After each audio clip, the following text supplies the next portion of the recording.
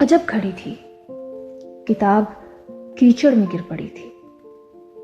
چمکتے لفظوں کی میلی آنکھوں میں الجھے آنسو بلا رہے تھے، مگر مجھے ہوش ہی کہاں تھا۔ نظر میں ایک اور ہی جہاں تھا۔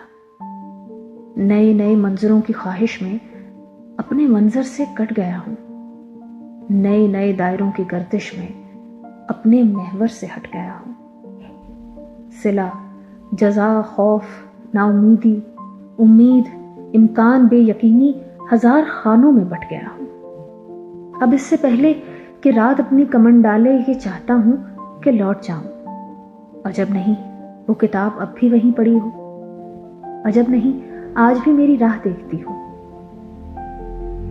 چمکتے لفظوں کی میلی آنکھوں میں الجھے آنسو ہوا و حرص و ہوس کی سب گرد صاف کرتے۔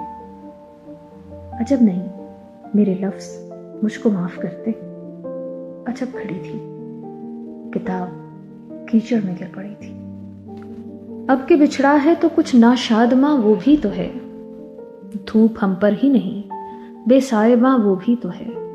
شکوائے بیداد موسم اس سے کیجیے بھی تو کیوں، کیا کرے وہ بھی کہ زیر آسماں وہ بھی تو ہے۔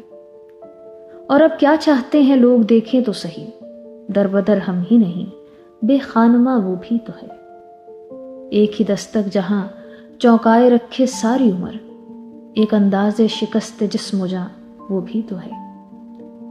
اس طرف بھی ایک نظر ہے راہ رو منزل نصیب، وہ جو منزل پر رٹا ہے کارواں وہ بھی تو ہے۔ ہم جہاں ہیں وہاں ان دنوں عشق کا سلسلہ مختلف ہے، کاروبار جنوں عام تو ہے مگر ایک ذرا مختلف ہے۔ آج کی رات ننھی سی لو بھی اگر بچ رہے تو غنیمت، اے چراغ سرے کوچہ آباد، اب کے ہوا مختلف ہے، اب کے بالکل نئے رنگ سے لکھ رہے ہیں سخنور قصیدے۔ حرف تو سب کے سب ہیں رجز کے مگر مدعا مختلف ہے۔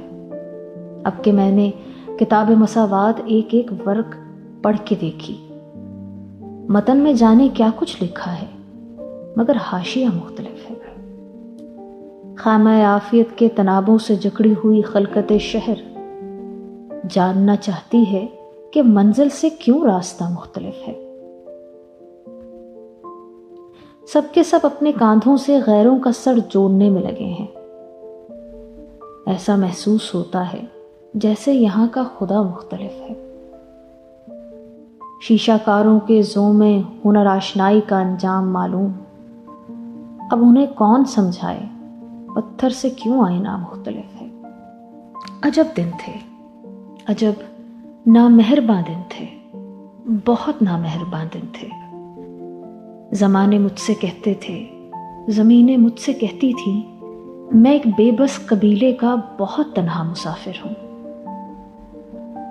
وہ بے منزل مسافر جسے ایک گھر نہیں ملتا۔ میں اس راستے کا راہی ہوں جسے رہبر نہیں ملتا، مگر کوئی مسلسل دل پہ ایک دستک دیے جاتا تھا، کہتا تھا مسافر اس قدر نامطمئن رہنے سے کیا ہوگا، ملال ایسا بھی کیا جو ذہن کو ہر خواب سے محروم کرتے، جمال باغ آئندہ کے ہر امکان کو معدوم کرتے، گل فردا کو فصل رنگ میں مسموم کرتے۔ دلاسے کی اسی آواز سے ساری تھکن کم ہو گئی تھی اور دل کو پھر قرار آنے لگا تھا۔ سفر، زاد سفر، شوق سفر پر اعتبار آنے لگا تھا۔